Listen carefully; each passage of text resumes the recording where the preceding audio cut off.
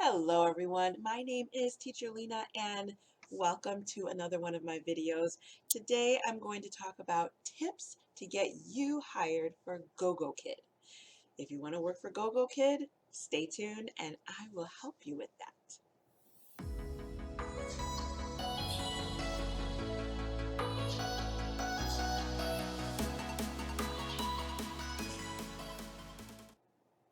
So, if you want to work for GoGoKid, here are some basic things that you need to remember, but just before you even start the interview process.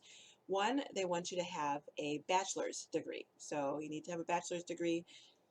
That wasn't always the case with teaching ESL online, but now it is. Bachelor's degree. Two, you need to have a teaching certificate, which is either a TESOL or a TEFL, something that shows that you have done some study to know how to teach English as a second language to other people. And these are not that difficult to get.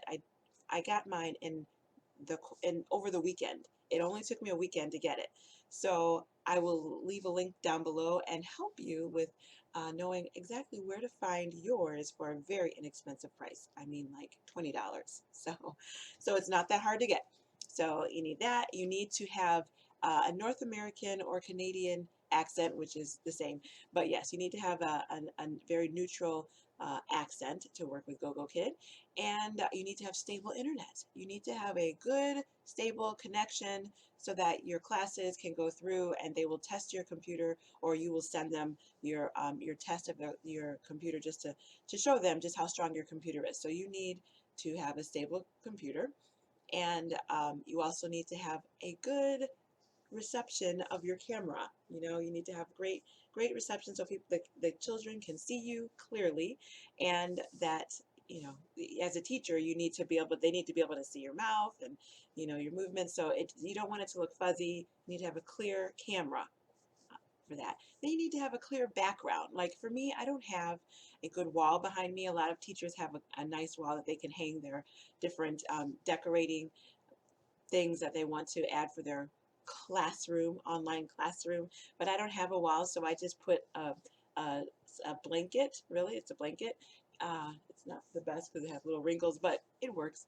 And then I use Manicam, which is something else that that a lot of teachers use when they teach online. And I just add pictures to make it look more like a classroom because they like for you to have like a map, your name, posted somewhere behind you. And, you know, if you want to add something more than that, that's a bonus. But, you know, just the more fun that you can have with your background is the better, making it look like a classroom setting, or, you know, remind them of a classroom setting. So that's why I have my backpack and my books right there for my Manicam. And Manicam is very simple to add to your teaching. If you're interested, I can help you with that. Have good Yes. lighting. Lighting is very important because you don't want to have a lot of shadows around you or look like you're in a dim room.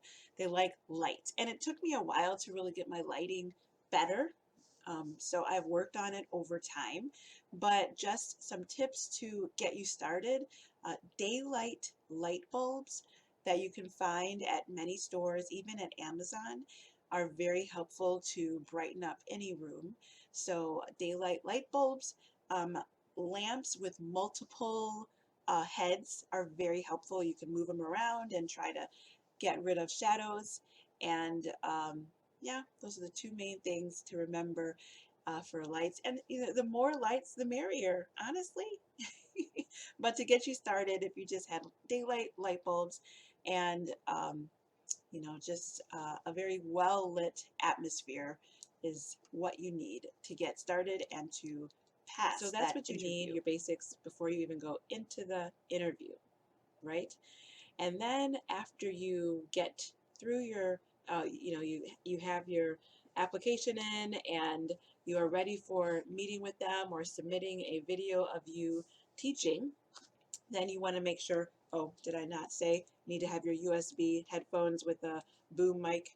So you need to have that too. So once you get to that point, they want you to have a couple of props. So my whiteboard that I got from the dollar store is very easy to use with the marker, obviously. So you can have a couple of props. So that whiteboard can be used for so many things. And then I like to have, this is my microphone that I've picked up from Amazon along the way that is easy to do. So you can, instead of doing the TPR motion, it's what is your name? You could do this, or you could say, what is your name? Talking to the mic. So that's a fun prop that I love to have. I think a lot of teachers online have a mic because they're fun. A magnifying glass is good for what? What do you see? Hmm? What do you see? And that gives an opportunity for the child to uh, look at the screen and say whatever they know. I mean, they might just know one word, but you don't know what that one word is. So you give them an opportunity to say it. But this is, again, for the interview when you're talking to a staff person who will be pretending to be a child. So they will come up with something that they pretend to know. And then, having some food items is very helpful as a prop. Many times there is food or something related to food in your your your lesson. And also, if your child or your staff person is acting kind of shy, having an animal, a furry, animal is good to help engage them. Oh, say hi to the dog. Can you say hi to dog? Hi, dog. That's, they like to see that, especially for the little ones. That is very helpful. A reward system is also something that they want you to have. It is a secondary reward because when the child does a good job, then you give them a gem on their platform. It is a gem. So, I have this, which is a pizza dish or pan, I think. What is it called? But anyhow, this that I got from the dollar store. Oh, I just realized my name tag up there is, it was highlighted the whole time. But I don't know if you could see that or not. But anyhow, Manicam is funny like that. I don't know what you could see. But anyhow, sorry. This reward system is just my stars.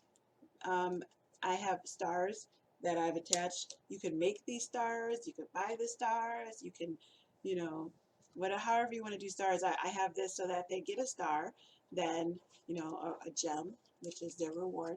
Sometimes it's a gem, sometimes it's a star, depends on which classroom you use. You can use, oh, you get a star, and you add it to your board. And these are actually magnetically made. So I have magnetics on the back of them, but even if you don't do that, I mean, they do want you, sometimes they will say to hang up your rewards in the back, but I like to pull mine out because it's just easier for me, and it works for me.